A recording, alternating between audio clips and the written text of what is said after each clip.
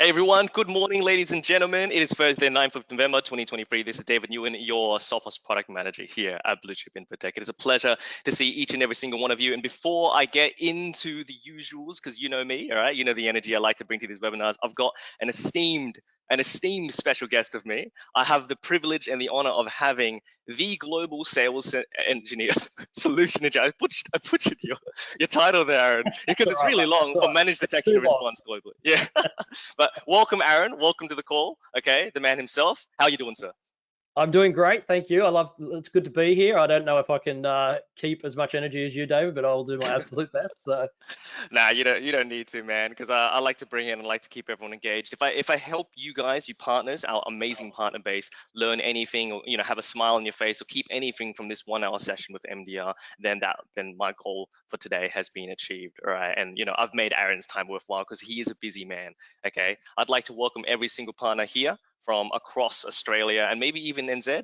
Okay, because we do have a Soft Solutions over there who has just recently turned into Bluechip New Zealand. So I'd like to welcome all our partners. Remember that on my calls, all right, it's not so much of a formality for that questions panel, because I know you see that questions panel, all right? So say hi, off the cuff, say whatever you want. Okay, it's a good day. Ask us questions whenever. It's a live Twitch stream, all right? It's a live Twitch chat. We're live streaming for you from here over in Sydney, where I am at least. So it's a beautiful day. Now, it is also a beautiful day because we have 3 to 4 minutes for just a little bit of banter before we start. Okay, but it's a beautiful day because Optus isn't down. Aaron, are you with Optus by any chance? I'm not, mate. I'm not. Fortunately, because otherwise yesterday would have been a real hard day for me.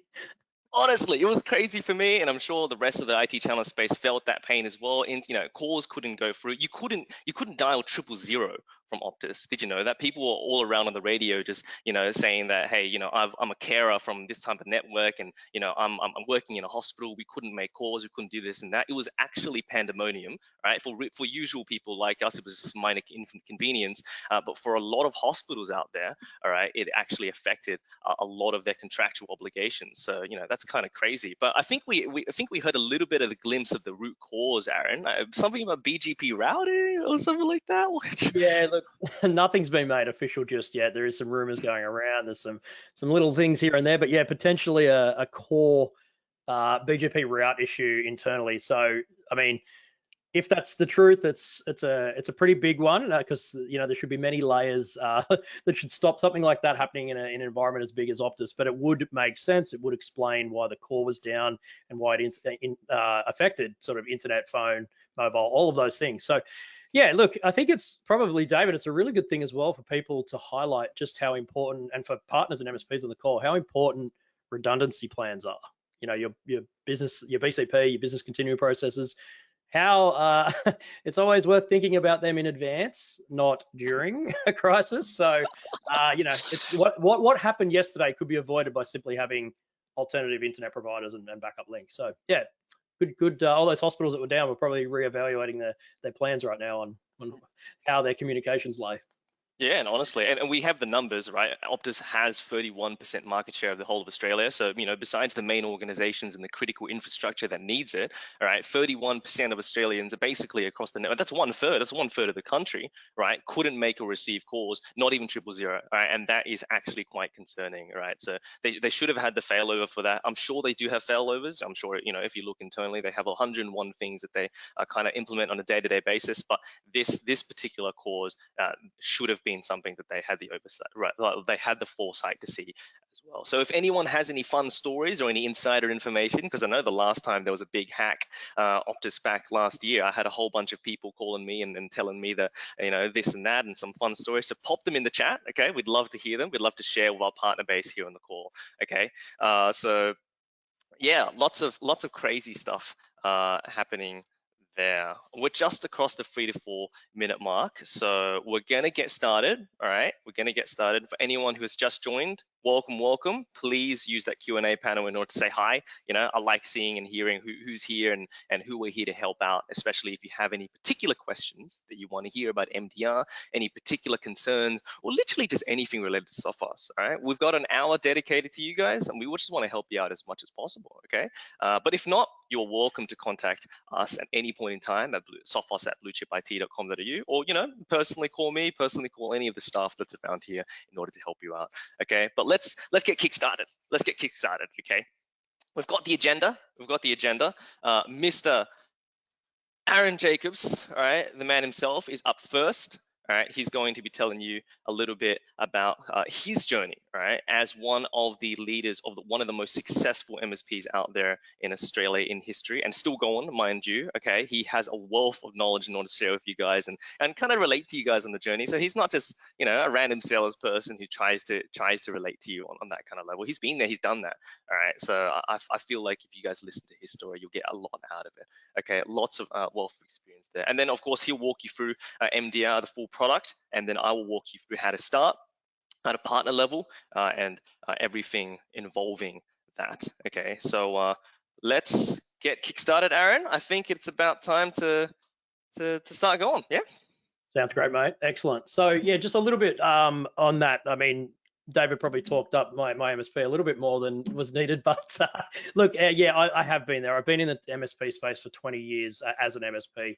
I'm sure, like many of you, have worn many different hats in the MSP land. I started, as a building PCs many years ago, showing my age. But yeah, did that and then sort of wore every hat all the way through to ultimately being the general manager of the company for 8 years. So I ended that MSP space. I got out about 18 months ago, but yeah, I feel your pain. I know what it's like. I know the speed that MSP land runs at.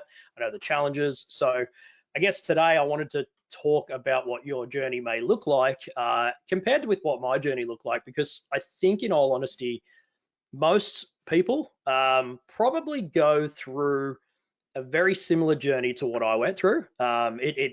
We all have our own different paths, right? We all take different turns, but I think when it comes to security and the security journey within an MSP, I do think we sort of all go through the same general path, and it depends on your size and things like that. But look, what your journey may look like is hopefully very similar to mine, and if not, maybe you haven't started your security journey yet. So this might be a little bit of insight into perhaps what not to do, or perhaps I can hopefully save you a little bit of time. So look, we'll begin with let's start with the help desk, right? Your help desk may look like this. Now, I know mine did, and what I mean by that is constant phone calls, constant tickets from customers. That's the game we're ultimately in. Now, we always do everything we can to try and optimize that and obviously deliver an amazing service to our customers. But it's busy, right? It's busy, it's hard, it's noisy. The more your teams grow, the more customers you take on, the more layers and escalation points you need. Then you break into multiple teams, different from help desk to infrastructure or your NOC.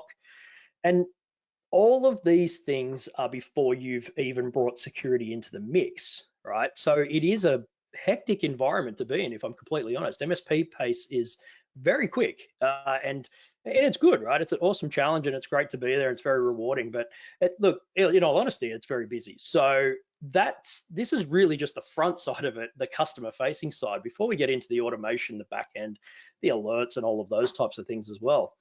So, I mean, when we start thinking about that and you start thinking about those automated tickets that come in from your RMM tools or your backup tools or whatever it is, whatever you've got designed, it can start to feel a little bit more, I'll just change this screen over, but it can start to feel a little bit more like this. So alerts, you've got all these customer facing tickets.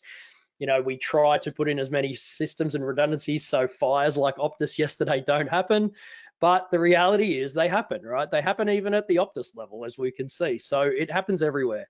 And when you've got then suddenly all this noise, and then you've got these alerts from your RMM tools or some security platform, maybe it's your firewall, your antivirus, whatever it is you've got in place, these things hit you in the face like a hose, very much like what's on screen here. And it's hard to manage it's hard to deal with all this stuff. And as I said, that's before you've even brought security in the mix, becoming really what is either a managed security service provider or really just trying to up your game in security, because ultimately that's where we're going. So with that, let's just briefly, ever so briefly, start talking about the stuff that's keeping you busy, right? There is so many different things, and I've just thrown some random things on this screen that I could think of. But you've got your admin, your margins, your staff, your PSA, your RMM, your hiring. Hiring has been a big one over the past year or two. Patching, always doing patching, hiring, firing, 0-day vulnerabilities, automations. All of these things really take time. And this stuff is then separate to the alerts and also separate to the help desk, right? So it gets very busy. And depending on where you are in the MSPs, depends on whether you think about all these things or not. But the reality is, this is sort of what's keeping you busy, but this is kind of what it really feels like. It honestly just feels like there's too much noise, right? This is my journey as an MSP. I know what it's like. I've done it for a long, long, long time. So now let's think about security, the one that's right in the middle there, and start talking about your security journey. Now, if you're an MSP today and you're doing what the normal things are, right? You're doing antivirus, you're doing firewall, fantastic. You're doing the things that we've been doing for decades, right? But it's just not enough today anymore. Attackers are coming in as users. It's hands-on keyboard stuff. They're looking around the network. It's just not enough. You sort of need these things going on. You need this monitoring. You need these anomalous detections, so more alerts to fire to say that, hey, maybe something looks suspicious. It's not malicious like what antivirus would stop, but why is this user account at 2 in the morning running PowerShell and doing these weird things online? It's the unusual stuff that's legitimate. It's legitimate tools and legitimate software, but it's behaving in a way that is not normal. So you start to think, okay, great, I need to do more for my customers. I need to protect my customers. And of course, you want to make some margin along the way, right? So your security journey might look like mine. And you start researching frameworks. The first point is, what do I do? What do I need to do? What's my priorities? The security space is so enormous. So I need a framework. I want to align with NIST, or I want to align with ISO 27001, or I want to align with the CIS. There's so many different frameworks and requirements. So you look at that and you'll start to pick out and build a solution of what you think is important. And of course, what your customers will actually pay for, because that's a big part of it, right? And it's the difference between what we want them to do and what they'll pay for. That can sometimes be a pretty solid gap. So we look at this and think, okay, I'm going to research my framework. So you spend time, you start building that scope for services and a wish list of products for your stack. So, all right, I've got a scope. I know I want to do 24/7 monitoring. I know I need to look at Microsoft 365. I know I need to keep an eye on servers and endpoints. And what else do I need to do? What more? What can I outsource? What can I insource? Things like that. You build a wish list, and then you start testing products, as we do in MSP land. We love a stack. We love a good tech stack. We love IT tools. We love all these things that are going to tell us all this information, and it's a great thing to be at, right? So we start testing those products, and we'll speak to vendors. And even being a vendor, I know how much love it is speaking to vendors and going through those calls to figure out what's going on. And perhaps you get an eval, trial licenses, you may even have to pay for it. So then Hey, AJ, we move. we've got a little comment here. Sorry to interrupt you, but it's not a question. But we've got CF saying no one wants to align with Essential A, right? CF, there's a reason I didn't say it. No, we should probably talk offline. It sounds like we'd be friends. So yeah, look, I've got the Essential 8 has a place. Whether it's, I don't think you necessarily want to align with it. You might be forced to align with it. If your customers might be forced to align with it, but that's a whole other topic, I think. So, but yeah, I hear you. So, okay, you begin testing products, right? And then you test some more products. Sorry, David, I'm not able to. Oh, there we go. Yep. So we test more products, and then we test even more products. And before you know it, you've tested a whole lot of products. You've got strengths and weaknesses in each. You've spent a fair bit of time, potentially money, testing products, and it's potentially one of you in your team doing it, right? Someone's owning this project, and it potentially is you.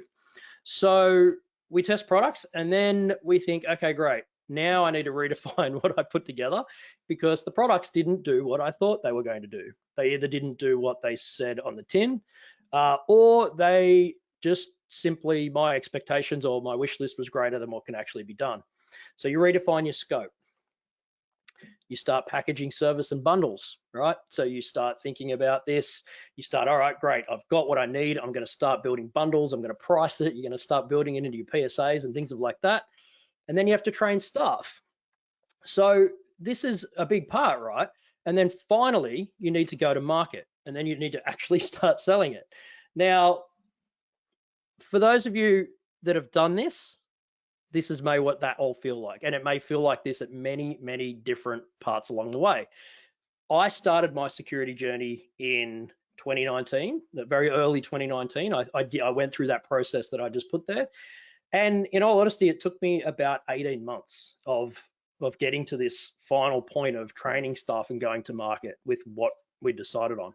And I tried many different tools. And as you would all know, there's many out there. Every vendor's, a lot of the MSP vendors are buying people. They've got a lot of different tools. It gets very much like this gentleman here. It can feel quite a lot. And when you started out on that journey, you thought it was going to feel like this. The idea was, I want tools to make this automated. I want tools to do this. You know, I want to make margin off it, and I just want to be able to sit back and the security is all just going to tell me what's going on, and it's easy. Now, for those of you that haven't done it, newsflash, it's not like that. There's ways, but look, let's be honest. I want to talk about exactly what my experience was and what yours may be. You start investing in tools, and where my headspace was then versus where my headspace was at the end and now is very, very different. Because then, like many MSPs, we want more noise, as in we don't actually want more noise, but we think we do, as in we need tools to automatically create tickets so my team and my technicians and engineers can deal with it. That's a pretty standard thought process. But as I was speaking about, you're already very busy. You already have a lot of noise from alerts and customers. If you start laying security on top of that, and suddenly now you're getting 24/7 alerts about stuff that needs to be investigated, suddenly that's a whole different process. When you suddenly start turning on the floodgates and bringing customers into it, you realize that not all of your technicians are created equal, which you probably already know, but not all of them have a security focus either. So it's about having specialist security engineers to be able to dig in and what we effectively call threat hunting. So I get an alert and I need to know what that means. I need to dig into it. Is it bad? Is it easy? Is it a very early warning sign?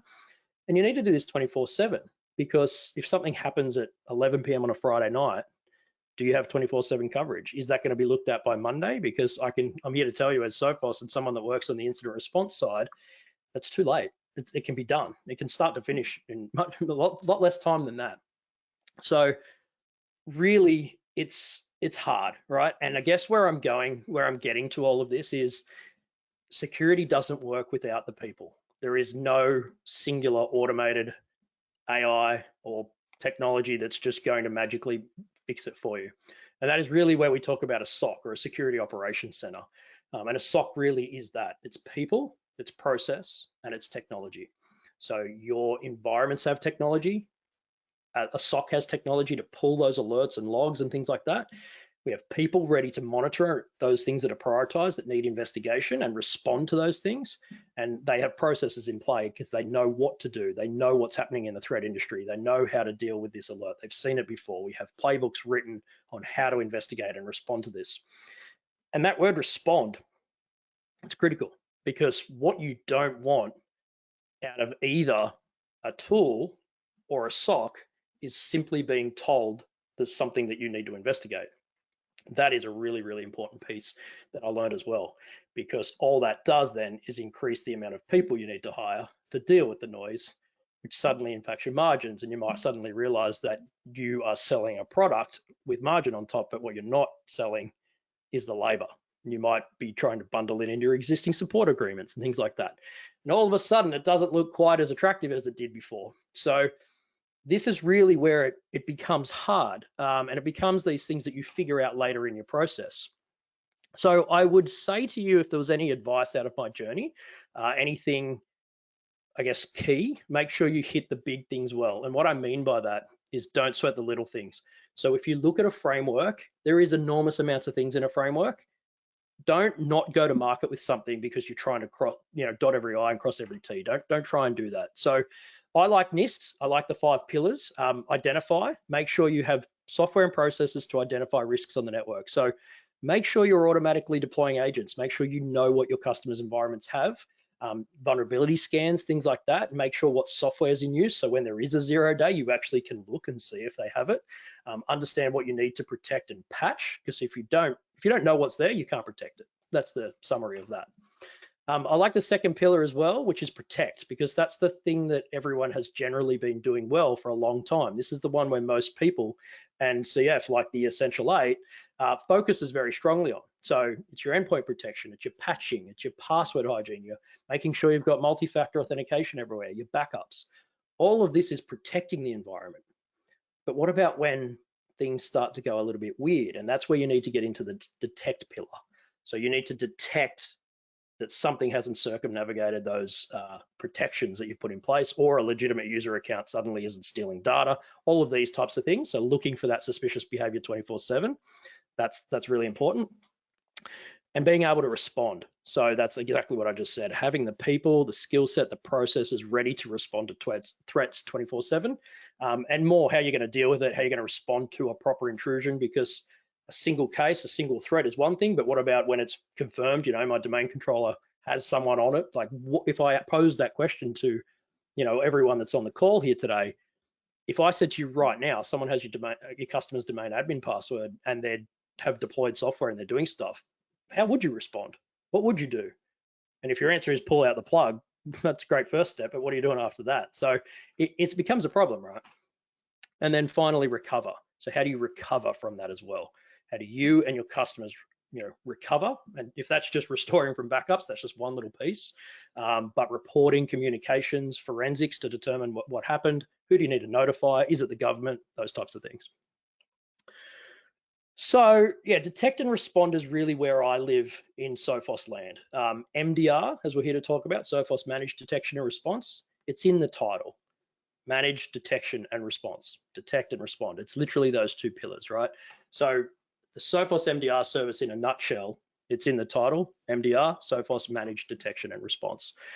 So I think, David, I'll take through, if it's okay with you, mate. We don't have any questions along the way just yet. No questions along the way just yet, but if anyone has any, as we go through, feel free to pop that in the questions panel. We'll be answering them live for anyone who's just joined. Okay, we've had a few people who've just joined, so keep going, Aaron. All right, easy. Well, I'll do a bit of a, I guess, a deep dive walkthrough of what MDR is, because while I've just sat here and told you there's no easy button with security, I think an MDR service is as close as you're going to get to an easy button.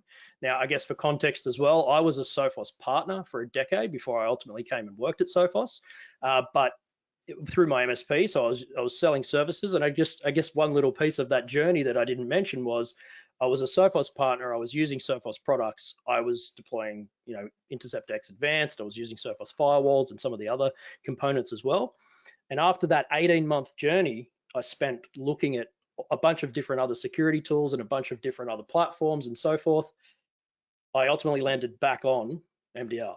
So I just sort of wasted 18 months, in all honesty, when I could have just gone to market with MDR, and ultimately did in the end anyway. So I guess that was my journey, and hopefully that helps you and to potentially moving forward as well. So what is Sophos MDR?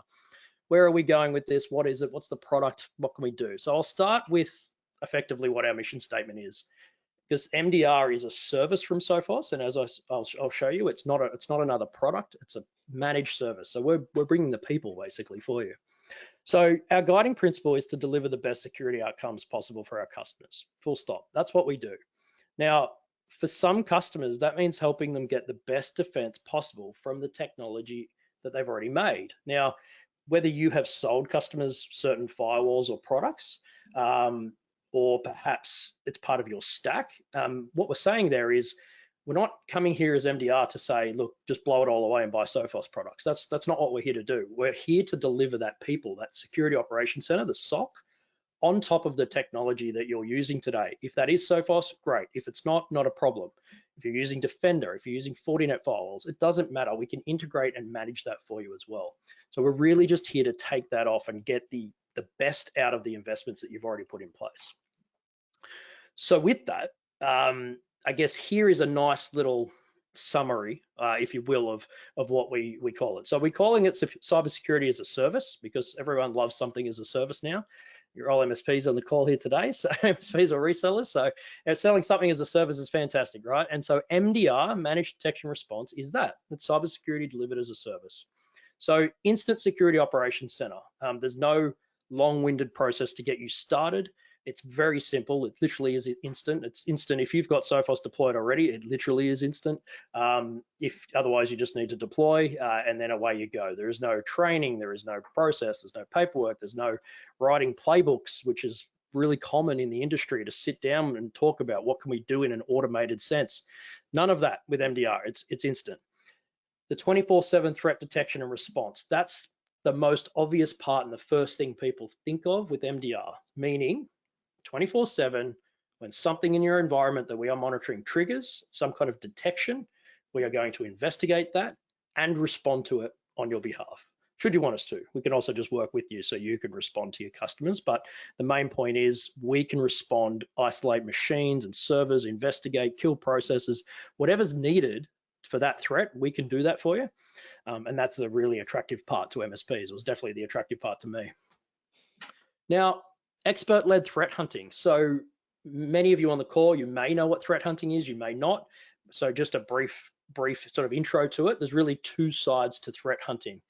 The first side is when we receive intelligence, whether that's from a government intelligence feed, another cybersecurity vendor, whether it's from something like Twitter, some cybersecurity researcher just putting something on Twitter. All of this is intelligence. Some of it's private and closed, some of it's open source intelligence. But when we get that intelligence about something that is potentially a zero-day threat, or maybe threat actors are using legitimate tools in a certain way to cause problems, we will go hunting for that. So we're not waiting for something to fire off. We're not waiting for one of your security products to say, hey, I've blocked something or I see something. We're using the telemetry we can collect off machines, so processes around network connections, all of this kind of stuff. We are hunting for that to see if there is anything in your environment that needs an investigation. That's the threat hunting that's led from our end, but there is a second form of threat hunting, and that's what's come from you as MSPs or the customers. So what I mean by that is, if you have a concern in your environment, whether that's a log from a product that we're not monitoring, or a weird message on the screen that looks suspicious, or I don't know, something as simple as your fans are constantly going on a machine and you don't know why, that could be a sign there's crypto mining on there, which means someone's on there, that kind of stuff. That's the kind of thing that you can just either call or email us and we will go and hunt for it. So think of MDR like a giant weapon, and you just give us a clue, you give us a target, and we'll go looking to make sure, and not going to destroy everything on the way, but to make sure that there's something there and give you the all clear. And I normally recommend to MSPs or customers that you make it part of your standard operating procedures, that if there is some kind of ticket that comes through in that noise, that everyone knows if it's loosely related to it's weird and potentially security, that you ask us first. So it does really become an extension of your team. It's like hiring more and more people for your business.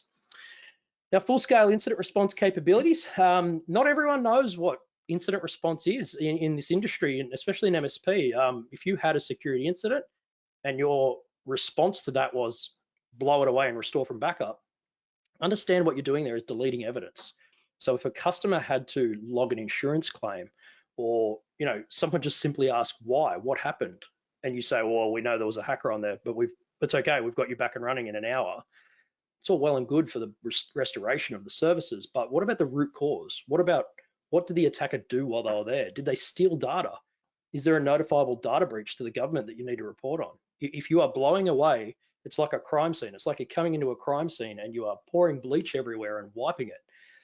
I have seen scenarios where a customer has claimed on their cyber insurance the event because it was bad, and then the insurer has come hunting for the person who deleted it. I know this firsthand because they came hunting for us. And fortunately, I recommend to every MSP I ever speak to, don't do this.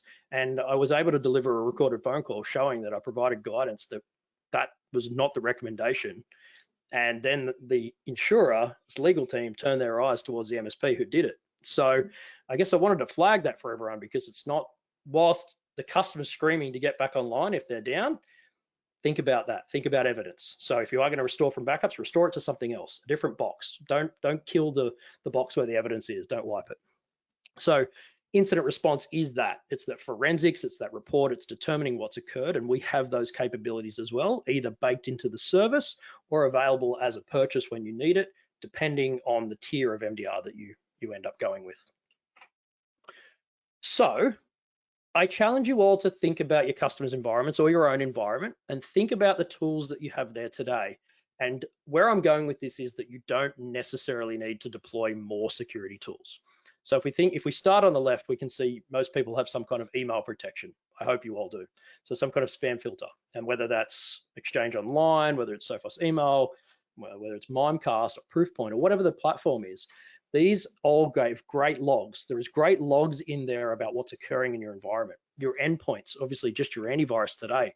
If there's an attacker in there and they're triggering the antivirus and it's blocking stuff at 2 in the morning, that is crucial to know and respond to. If it's a server at 2 a.m. and your administrator account is all of a sudden trying to install tools that your antivirus product is blocking, great, your antivirus product did its job, but what about the why? What about the server 2 a.m. administrator? Who's checking that? Who's saying that's not right? You think about your firewalls. So a lot of people put firewalls in a set and forget mode, as in, well, the firewall's going to allow things in and out. It's going to block stuff that's bad. Great. But there's a lot of things that your firewall sees goes past that hasn't been blocked, and it logs it, and it logs it as a high threat. And it might go past because you've literally written a rule that says allow this traffic, don't filter it or don't block it. It won't, but it will definitely still report on it in the logs. So that's really key type of information that you can take to understand that there's a threat going on. We move to identity. So think about identity. Think about either Active Directory on-prem, or what's more common nowadays is Azure AD, so with Microsoft 365 accounts. That's the key thing that we see so many business email compromises occur from. So again, there is great amount of logging in these cloud platforms. They were built for security, unlike our older technology. So these things are reporting a lot. Like for any of you that are managing this, I'd ask you how many of your customers' security.microsoft.com dashboards you're looking at. How many of those alerts are you investigating? How many of the high priority ones are you really digging into, and would you know what to do if you saw it? These are the things, this is what I challenge you to think about your environment and think, well, hang on, I've got a lot of data there already. I'm just not looking at it. And this is where MDR really helps that, because we tap into all these things, we look at it and we investigate and respond. So let's start visualizing that in a slightly different way. So we have all of those things I was just speaking about. This is not every third-party vendor that we talk to, but it's a good chunk of them, and it's probably most of what you would come across. So if we look at Microsoft security sources that we can tackle on the left, whichever way my hand's going in the camera, we have, well, if you're using Microsoft Defender for Endpoint, we can still do MDR on top of that. But the other things there, the Defender for Identity, Defender for Cloud, Defender for Cloud Apps, a lot of these things are in the higher Microsoft tiers, like the E5s or E3s with certain add-ons and things like that. But identity protection, such as Azure AD, that's where we get the good juicy stuff about account compromises. 365 Security and Compliance Center is where we get logs and alerts from things like your email platform and safe links and things like that. Sentinel, we can suck in those alerts as well, and the Office 365 management activity, which is known more commonly as the Unified Audit Log. We take that in and we can look at that to either enrich investigations or figure out if there's other threats going on from the raw logs. So really, really important stuff. Sophos products, of course, we cover those. But then you can see there, we actually look at third-party endpoints as well, or firewalls, networks such as Darktrace, those types of network inspection platforms. Email, identity such as Duo, that's pretty common in the MSP place as well. And now what's coming, which should be launched in about a week or two, is Google Workspace as well. So if you do have customers running Google Workspace, we can also monitor that platform as well and look for alerts and account compromise and Gmail problems and stuff like that. So just visually understand the scale of what we're doing here, and we're bringing all this data in. Now, I guess not to go too deep dive, because I don't want to take up all the time, David, but really just start to think about what we do with that. So I guess it's a large thing here. We ingesting that data and bringing that into our cloud, or what we call our data lake. That's just one piece, the collection piece. But as you can see on the screen here, all of that data is sort of scattered and different. Every vendor's log looks different. There's no standard formatting. Some score as a low, medium, high. Some score 1 out of 10. Some score 1 to 100.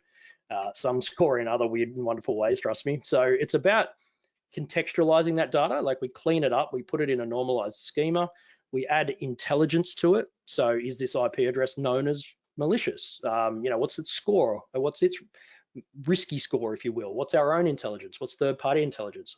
All of this comes into what we call our detection pipeline, and we correlate these things together. So maybe David's got 10,000 logs against his name today. That would become a cluster, for example. So we can suddenly say, all right, let's look at everything that's associated to David today, because we've got this one alert that needs investigation, but we create a cluster around David. What's been going on around him? This is what our analysts do. It might be something like an external IP address or an email address. It can be anything. So we create these clusters in very interesting ways, but effectively we're making it better and more context for our analysts to be able to dig in. And then that's, of course, what we then deliver those services on the side. So we deliver that full-scale incident response, that root cause analysis with all of this data. With MDR Complete, we offer up to $1 million breach protection warranty. There's proactive threat hunting that I spoke about that we do. And of course, all of that expert-led threat investigation, when something in that data triggers a sort of a priority, that's where we start investigating it and respond to it. So just looking at that, the response, what's it real life? You guys are probably wondering, that's all well and good, but what is real life? What's actually going to happen here? Just before you jump into that, Aaron, we've actually got a question here from CF again. Yeah, have there been many claims to that breach protection warranty? Great question. There has been one globally, and it came from here in Australia, actually, just about a month ago. It's been a claim. Unfortunately, it was not successful because they didn't have MFA on their remote access. So on the warranty, ever so briefly, there is a couple of requirements. There's sort of 3 key requirements for you as either the MSP or the customer. The first is you need to deploy us everywhere. Obviously, if we're not looking at it, we can't warrant it. It's pretty self-explanatory, that one. The second is MFA on any remote access. So if you have remote access, VPNs, you should never have remote desktop open to the world, but any type of remote access into an environment, if you have to have MFA on it. And the third piece of the puzzle is patching. So we have all of this is documented on our sort of our legal pages, if you will, but you have to patch. Critical patches, which we define as a CVSS score of above 8, have to be done within 7 days, which is pretty lenient. Most frameworks normally say 2, so we're pretty lenient there. The next range, I think it's 5 to 7, or 6 to 7, I can't remember, sorry, but has to be done within 30 days, and then anything lower is 90 days. So I think it's pretty lenient. You should really be doing these things anyway, in all honesty. So those are pretty fundamental to me, and the fact that you only had one claim inside of this, and the entire history that the breach protection warranty has been on, and it was, they didn't follow the fundamentals of security. I'd like that's a success, right? It is, absolutely. Look, the idea of the warranty, it's not a replacement for cyber insurance, in case anyone is thinking that. The idea of the warranty is that we are warranting our work. We are saying that if you do your bit well, and we are watching 24/7 and can step in, that you won't have a breach. So, the fact that we have 18,500 customers and we've only had one claim, I think that's pretty good in itself. So it shows that we're doing our job. So really just coming back to that, how that looks. So yeah, we collect that data. You can see on the left here, we do that enrichment and that correlation I was just speaking about. And then also that threat hunting, that separate part that I spoke about. That then gets handed over to an MDR analyst at our end to determine the scope and severity, and then identify next steps. So effectively analyze what's going on, investigate, and make a decision about this. Then we move to that remediation stage. Now, that may be, every threat goes differently.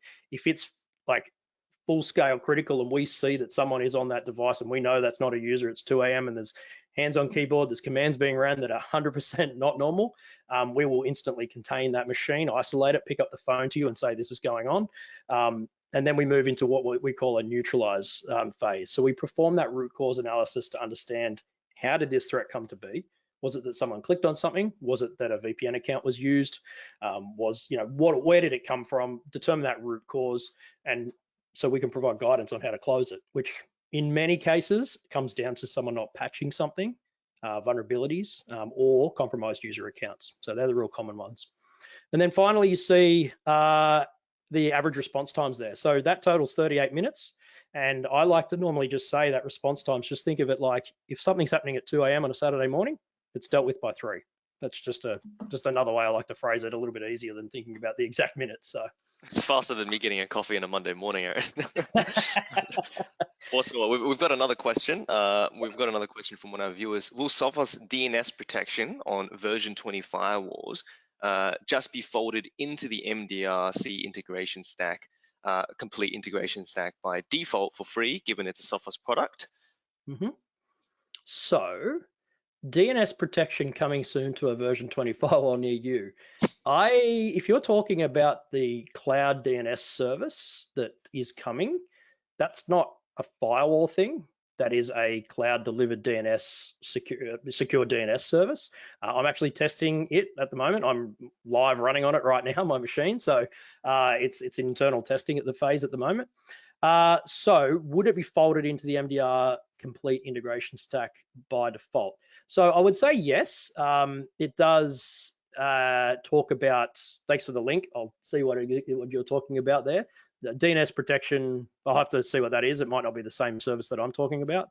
Remember, I'm not the firewall guy, I'm the MDR guy. So in terms of integration, yeah, any of the Sophos products that can generate alerts and things like that that are relevant for an analyst to look at, we bake in. So it's all, we're never going to have a Sophos product that you need to pay for. But for integration purposes, I'll call it so no one says that Aaron said everything was free. But yeah, it also depends on what data that's going to build. So if that is a firewall feature that you're talking about, right now the firewall integration is looking at alerts from like an IPS type alert. So I can't look up that link right this second, but I will take a look into it, and you can always come back to you, Chris, and clarify that once I know exactly what feature it is you're talking about.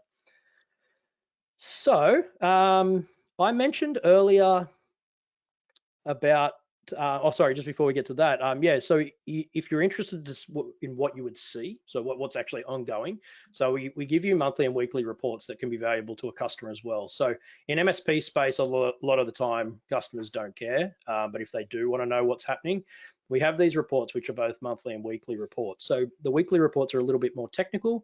They give you a little bit more data around what's going on. Those sections there around alerts that are observed in your environment that haven't been escalated to a human, they sort of sit in that gray area between, they're low, they're high, they're sort of in that middle area where it needs a little bit more business context. So things like maybe new user accounts created in your environment. So that kind of stuff is what you would expect to see on a weekly report. And then in a monthly report, that is where it's much more of a summary. So you can sort of see here on screen that we have that funnel there showing you the amount of telemetry that we've received, what's gone from an event in your environment to a detection, so a threat-related detection, ultimately down into a case where an analyst at our end worked on it, which then moves into an escalation, which an escalation is to you or the customer, depending on who you've set up as the contacts for us to speak to. Now you can see sort of trend data and things like that over 3 months. So the idea, I think, between the monthly report is really for management. It's to hand it up the chain to help them understand what's going on in the environment and what they're getting. Now, I mentioned earlier about 2 different tiers, or depending on the tier of MDR you use. So I've got this here. I'm not going to go through line by line, but I will just, call out the 2 different components that we have. So MDR Essentials and MDR Complete. MDR Essentials is really everything I've spoken to you about today. So the integration options are there, us responding 24/7 to threats. All of those things are there in MDR Essentials. That is the fundamental core of the service we're delivering, and that is what would be comparable to it is what's comparable to other MDR solutions out there. We are a little bit more ahead in terms of that human response, because unfortunately the term MDR is getting muddied a little bit like cloud has or AI has over the time, and it's the managed part is sort of getting washed away, and there is many vendors out there that their response is an automated alert to your team to continue the investigation. And that's obviously not what we do. All of the alerts come to us for a human to look at and then respond to. So that's all there in the MDR Essentials service. And at that tier is where we've got this thing called MDR for Microsoft Defender. It's at that tier, it's what you sell, it's what you use. And that's where you can use third-party endpoint products like Microsoft Defender or SentinelOne or CrowdStrike or whatever you're using, we deliver the service over the top in that tier there. MDR Complete brings you that full-scale incident response that I spoke about earlier. That brings you that full-scale incident response included in the price, and that's where we have that warranty available as well with MDR Complete. In MDR Complete, you must be running Sophos endpoint protection. So we can't obviously deliver a warranty and do full-scale incident response if we don't have the tools deployed to your machines for us to be able to do that.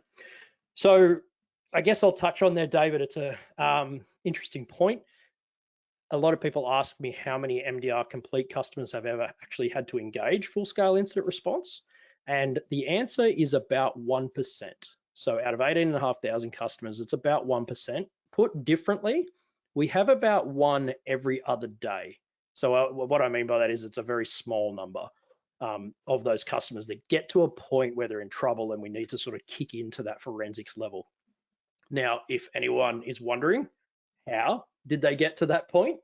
If MDR is there watching, 90-something% of the time, I want to say high, like 95, 96% of the time, something like that, it comes down to a vulnerability in the environment. They didn't patch. There was a firewall not patched, or there was a VPN gateway not patched, or there was an open port to a piece of software running on a server and it wasn't patched and it became a 0-day. Think of things like the paper cut vulnerability earlier in the year. Think of things like Fortinets have had a pretty bad run over the past 12 months, not picking on Fortinet at all, but just talking about them. Cisco has had some in the sort of past month. There's so many of these things. Confluence, we're going through Atlassian Confluence, having a big one at the moment that is under attack as well. So plenty of these types of things, and that's where we normally see most of these breaches come through. The other sort of 5-ish% that I spoke about, it's generally compromised credentials where people don't have MFA on it, or they have managed to get around MFA, but that is very low. MFA is a fantastic layer to stop against account compromise and identity theft. So further on, I guess just in summary, David, this is sort of like my summary screen, if you will. If someone said to me on one screen, well, one slide, one image, what is Sophos MDR? It's effectively this. So we do that threat hunting, whether that's threat hunting from our end or threat hunting from you asking questions. We deliver that for you. The threat detection, the 24/7 piece that your mind automatically goes to, we deliver that. And of course, should you need that full-scale incident response, forensic level investigation, producing reports on the incident that you can hand to a board, all of that, that's also there. And again, either included in MDR Complete or available as a standalone purchase if you're on MDR Essentials and get yourself in that situation. We have over 18,500 customers. We're up to 18,600 last count, and our response times are incredibly quick. So that's sort of how I summarize MDR. And David, I think you'll probably agree that's probably a nice little wrap up of what it is.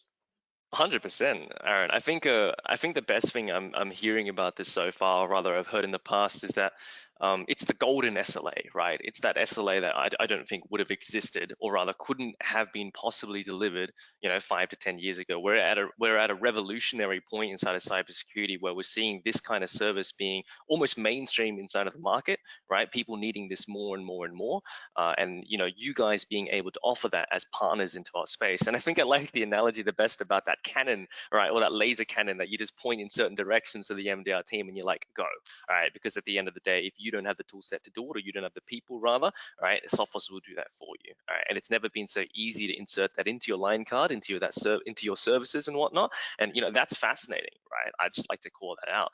Well, when it's my turn, in order to expand a little bit on how you guys can start going on this journey, okay, and start offering MDR Complete, managed cybersecurity services into your portfolio and starting from square one. And I'd just like to remind you that it is November. Okay, it is November, and next month will be December. There's going to be holiday periods and everything. So I reckon start now, because for context, this webinar was kind of designed and created around the standard partner journey of a really, really successful handful of partners that have been on that journey with Sophos and of course with Bluechip, starting with MDR Complete, never been exposed to the Sophos portfolio before, but in approximately 1 to 2 months, and they did some great work back in the internal end, but they were able to offer this golden level of service, this 24/7 SLA over to their partners. They're about a medium enterprise kind of MSP, and they followed this exact journey. Okay, so it's not that hard, right? I mean, of course, it's going to require some work in order for you to offer it down to your guys, but people are succeeding, profiting, and becoming majorly successful offering this service out, and it definitely could be you guys. So start thinking about it now, especially towards that new year. Okay, especially if you're a business owner. I've got So RA yeah, David, asking I you. was just going to say that RA's asked the question that you're literally about to answer. So No, no, I mean, I'm glad. Look, yeah, I'll read it out. I don't know. You've talked enough. I'll give you a little bit of a break, man. But thank you. What does the onboarding effort from MSP and end user look like? Time schedules? How long before up and running? Oh, actually, Aaron, I might let you answer this one because it's really really damn quick, isn't it? yeah, it is, and I can also answer the question earlier about the DNS thing as well. So I just Absolutely. actually popped it open to have a look. So, all right, excellent. So how long does it look like if you are using Sophos? Like if you've deployed Intercept X, for example, to your machines today or to your customs machines, you can be on in about 20 minutes. So it's literally, if you're under the Flex model, the MSP Flex model, it's a matter of just selecting your machines and assigning the MDR license to it. You then need to give us the email address and the phone number of the contacts that you want us to contact when we see something. That's also the same people that receive the reports and things that I spoke about, and it's up and running. So as quick as you can do it, that's it. It's away. So that's really fantastic from that. If it's net new, as I'll call it, like as in new logo, you don't have Sophos deployed at all, it's as quick as you can deploy agents to their machines. So if they're already in your RMM tool, again, you just pick the license in Flex and say go, and away it goes. You push that agent out, MDR is up and running. If you want to integrate to Microsoft 365, that's all of about a 2 or 3 minute process. It's a wizard, click next, next, next, finished. And then other integrations to other products, depending on whether it's an API integration or if it needs to collect logs, will depend on the time for that part. But again, that's not critical. So finally, David, just on that DNS one, I'll tackle it right now before we move on. So CF, you asked about that. That is the cloud delivered. So the cloud delivered DNS, secure DNS service that I was talking about. I was just looking at the part on the site. It says Sophos DNS protection is our new cloud delivered web security service that will be available separately in an early access. So it's nothing to do with the firewall. The comment there on the firewall is it provides a new Sophos hosted domain name resolution service with compliance and security features that are fully supported by Sophos Firewall. So effectively the same filtering that you can do on DNS and web requests in a firewall today is coming cloud delivered from Central. So, all right. Awesome. Awesome, man. And in Cool. fact, we've even got a testimonial here from CF, one of our amazing Queensland partners. And for privacy, I can't actually mention their names, but they came on Sophos MDR themselves, and they've just written in here the upgrade from 60 to MDR was great for us. They get an Excel spreadsheet of the stuff they want fixed, and that was basically it. So great, great experience. I didn't even talk about that as part of the onboarding, David, where the very first thing that the MDR team do for you is look at all of your policies, your settings in Sophos to make sure they're up to scratch and they're our recommended settings. So that's the Excel document that was being referenced there.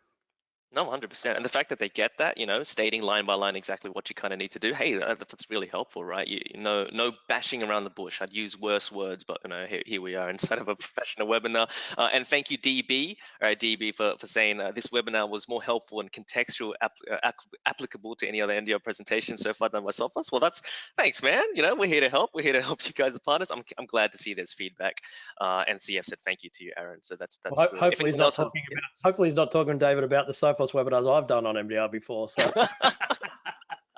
Now, I'm sure he's not, man, because if you're on it, then it becomes helpful just like this. But thanks, DB, and thanks, CF, for your participation, and RA as well, okay? If anyone else has any questions, just pop them in the chat. But I'm gonna head on, all right, and I'll start getting you guys in order to be rather interactive with us on how to start from square one, okay? If you are a Sophos partner already, okay, you do have to be one. Okay, you do have to be a Sophos partner, of course, and then sign up with us as a Bluechip partner as well. Because Sophos, if for anyone who's not a Sophos partner, maybe coming from other vendors inside of our portfolio or line card, okay, you will need to be a Sophos partner to be doing that. Okay, and it's as easy as pie. You just literally just Google Sophos partner. Everyone knows how to use Google these days.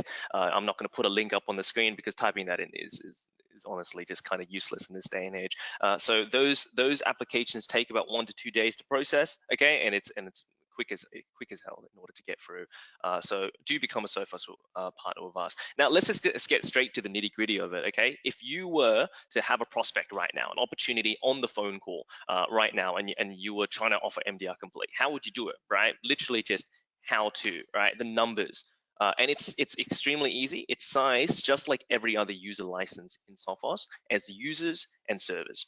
That's kind of all you need to remember at the baseline, okay, starting on the left-hand side right now. It's how many users do they have and how many servers do they have. They have a licensing guideline document that tells you a little bit more about that in specifics, but at the end of the day, it is really as just simple as how many users and servers. You pick your service tier, moving on to the right-hand side right there. It's complete for that full managed detection, response and incident response, and of course, breach protection warranty, or you can go essentials, of course, and just have those kind of type of notifications that Aaron mentioned. Okay, there's guided onboarding in the case that you want some a PS dedicated lead in order to walk you through that and give you some training. So that's also an option in the case that you wanted to kind of hand on that special type of professional services to your end user. And of course, there's data retention periods on the left-hand side. 90 days included. You might have a year for compliance for any type of other cyber insurance you have, just the general stuff if you want to keep your data and your reports and whatnot there, okay? Sophos, there's the integrations that Aaron mentioned, okay? And these are sized as users and servers as well, okay? So don't think of it as just, you pick an integration, you're good to go. But the third-party integrations, you pick what you're running. For example, if you're running a 40net firewall or a Palo Alto firewall, you'd pick the firewall integration and off you go. Same with, for example, Bitdefender or any other type of third-party protection. You would go straight and pick the integration pack that would lead the telemetry to talk to the MDR complete team, and then you're dusted, right? And if it takes 2 to 3 minutes, like Aaron was saying, or rather 20 minutes to get up and running, I can't imagine a more easier process to be going through that. But that's literally all you have to remember, guys. If you remember anything, it's users and servers. That's how much you ask, and off you size. And I think the best way in order to introduce you guys, if I had 5 more minutes inside this call, which I think I do, all right, is basically a live sizing exercise, right? For any of our partners who don't know about numbers, right?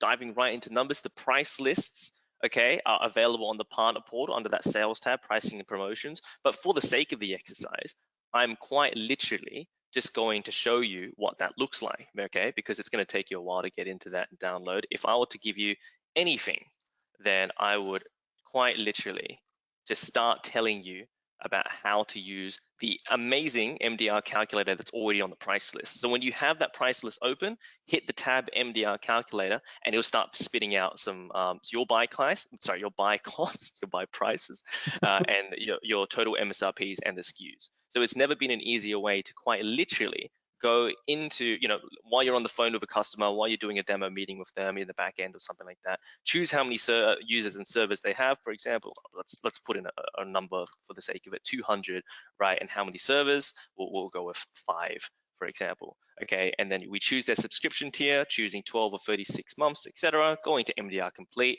and it's there, off you go. You start seeing what your price would be as a partner, okay? And of course, this will change for authorized silver and platinum partners as you go up, okay? You can change that on the discount tab, just right over here on the drop-down list. But for the sake of the discussion, if you're starting from square one, right, you're an authorized reseller, okay? And you just select that from the drop-down menu. Just gonna check in the case that there's any questions right here. Here we go.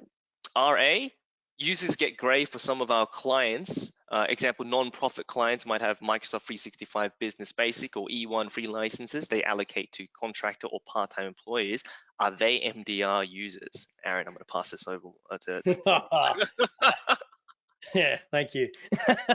So, okay, it depends is what the answer is, which is not a great answer. But what you're effectively saying is for those rotating users, if you're under Flex, the reality is it's counting the users in the environment on what day is it, David? Help me out. 22nd. 22nd of the month. Thank you. So basically, it does a snapshot on the 22nd of the month, saying what users have logged, what users are logged in, not have, are logged in. So if those sort of temporary users that are floating around aren't logged in, they're not going to see them under Flex. As full-time, as termed users here, ultimately, it really depends on how you go about it, if I'm honest. So you can, if they're rotating, if there's rotating people on a single machine, I normally would like to say just count that as one, because reality, that's what it's going to look like. So that's actually correct. The licensing, yeah, no, absolutely, Aaron. The licensing guideline is your one user can only be even if it's allocated to multiple devices, it's only going to be one user, even if they have 2 to 3 devices on them. And one device can't be associated with more than one user, simply because of the logic of only one person can be operating at that level. Yeah, but so there is, of course, it's pretty flexible. If I'm honest, is probably the answer. All right, it's flexible. So that's what I'll say there. Look, so yeah, I think we'll leave it at that, Aaron, because at the end of the day, touch it offline if you need. So.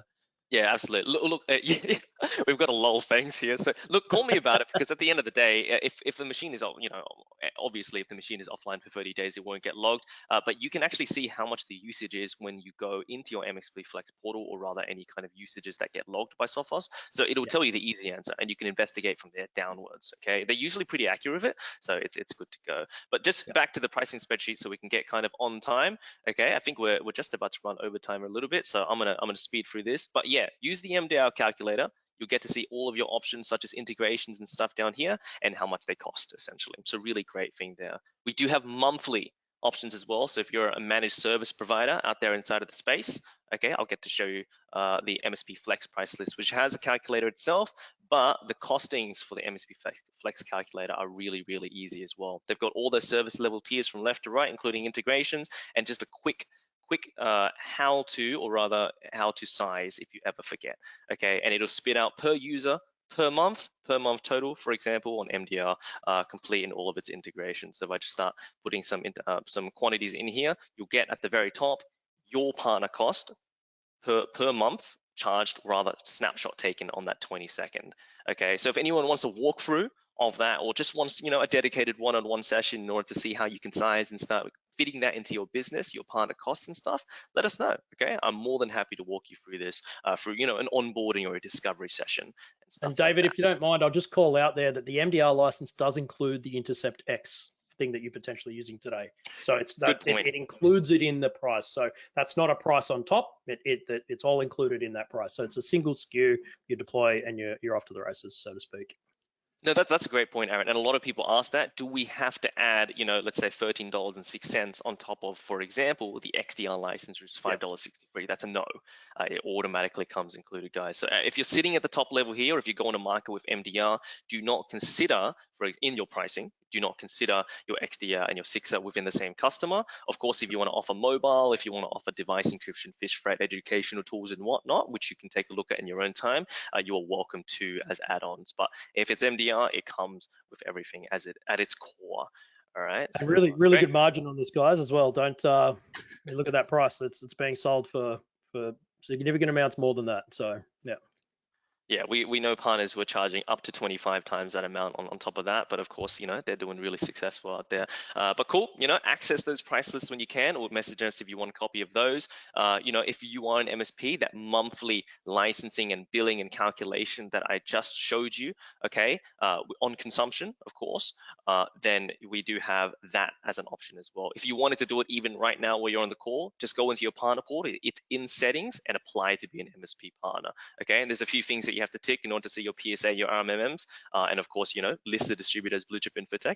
We humbly would love it if you did that, but you are more than welcome to pay by things such as direct debit direct debit, credit card, and of course your credit account. So we're really flexible with that. Invoices by the end of month, and every month after the billing snapshot is taken on that 22nd.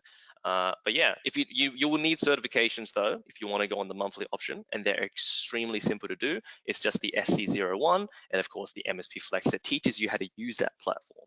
as well. So that's really all you need to do. They don't take long. And if you're already a silver partner for any of our silver partners out there, and I do see a few inside of the audience, you will have SC01 already.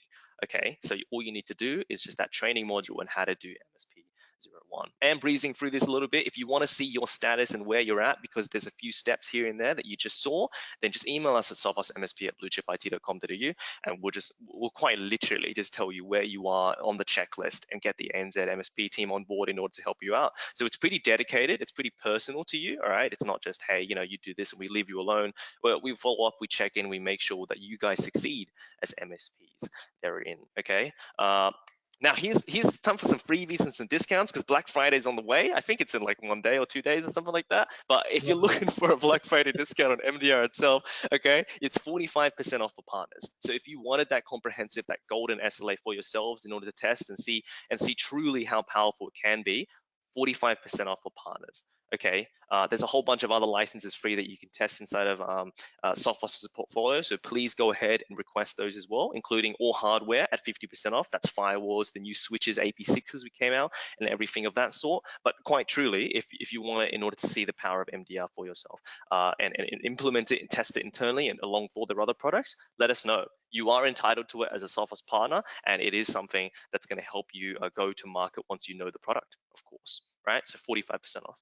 Okay, and there for all the annual partners out there, or not just the MSP Flex monthly billing partners, we have another Black Friday sale. No, I'm kidding. It's been running across for a little bit of time. But if you buy 3 years of MDR, okay, for an organization below 500 seats, okay, you will get 25% off of the total cost. Okay, 25% off is the current promotion for 3 years of MDR, which is quite significant if you couple that with Deal Edge, all right, and a few good partner discounts in the case that you can get them off of, government pricing or education pricing, for example. Then it essentially becomes a solid chunk of MDR complete, and it allows Sophos in order to swoop in there and start taking things over and helping you guys out, focusing on your core business objectives rather than the billions of alerts that are coming out every single day.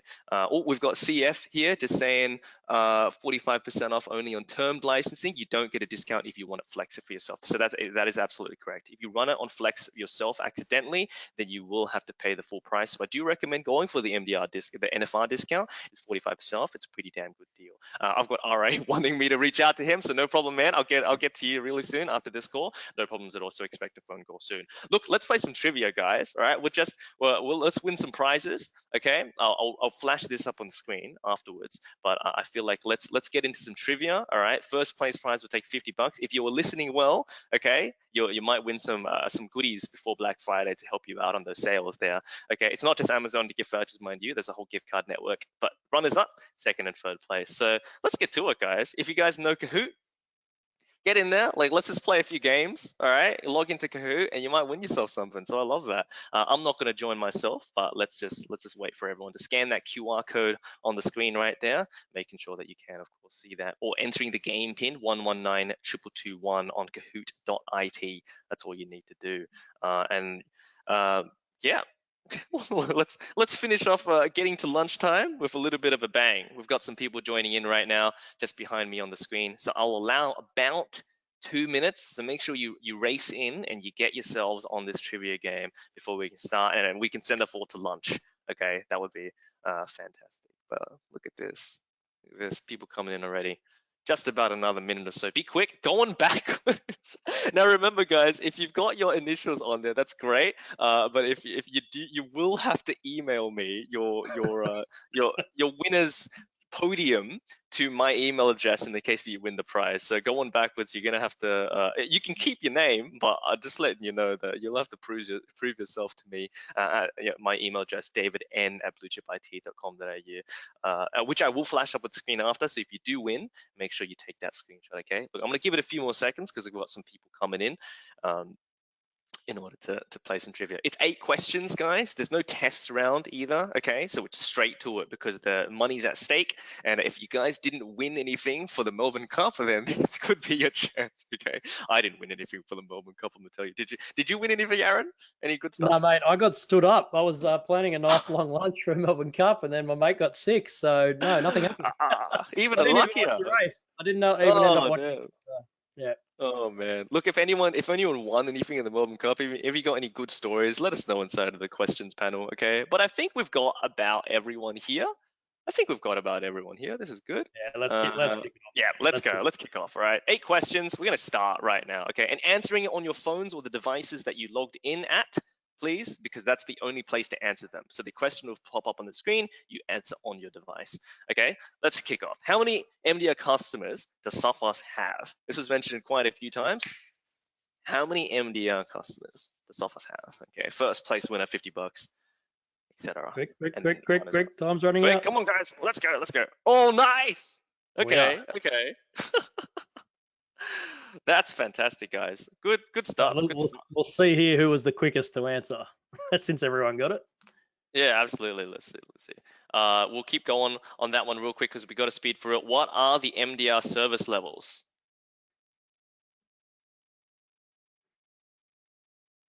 MDR service levels, and I'm just speeding through this, guys, for a little bit of time, so I do apologize. It's just kind of, just kind of how it works these days. All right. Nice. Nice, guys. So we've got our MDR complete and MDR essentials. That's really, really good. Just going to quickly get through the next one so that we can get through to it. When did Aaron start his MSP security journey, guys? If anyone says 1972, I'm gonna agree. I wasn't even born. So it was 2019, guys. It was 2019. We're gonna, we've got a leaderboard right here, and I'll check in every 3 or 4 questions. All right, Adrian's coming up first with Cam F and going backwards. Good stuff. Only by a few points actually.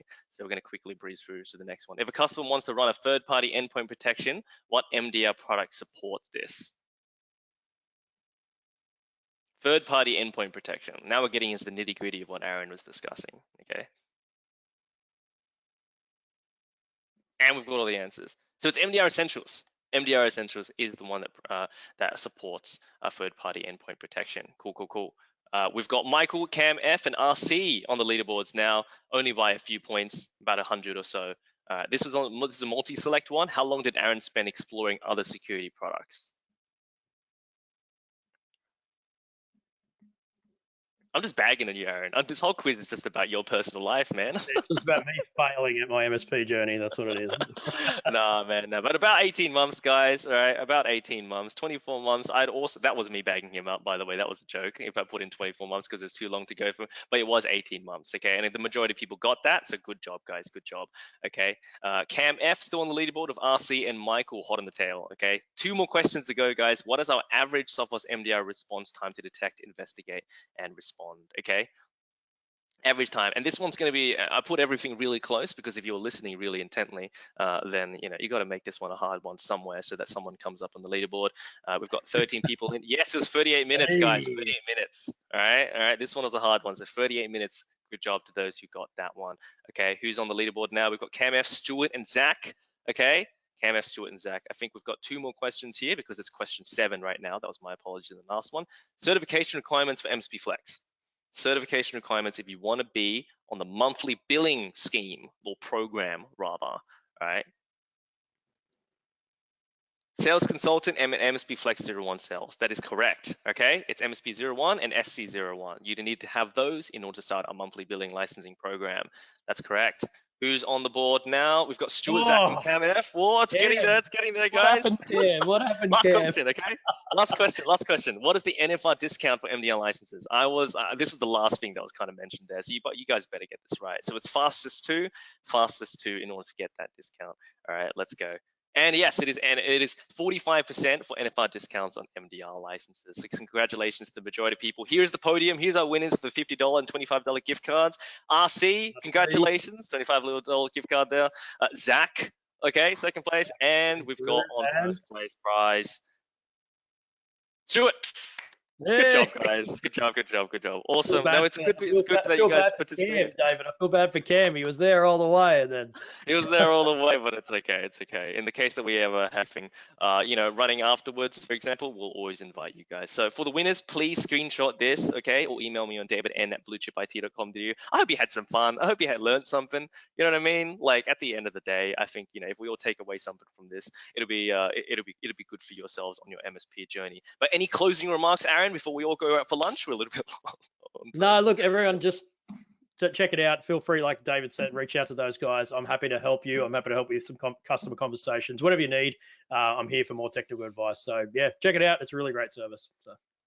Awesome, awesome. But yeah, yes, the coding will be sent out James F. Okay, so don't worry. The Optus outage has affected everyone, so it's a bit crazy after that. But yeah, thank you everyone for joining. It was wonderful to see you all here. Okay, I can't wait to see you next time, and I hope you have an amazing lunch. Okay, cheers, guys. Thanks. See ya. Bye.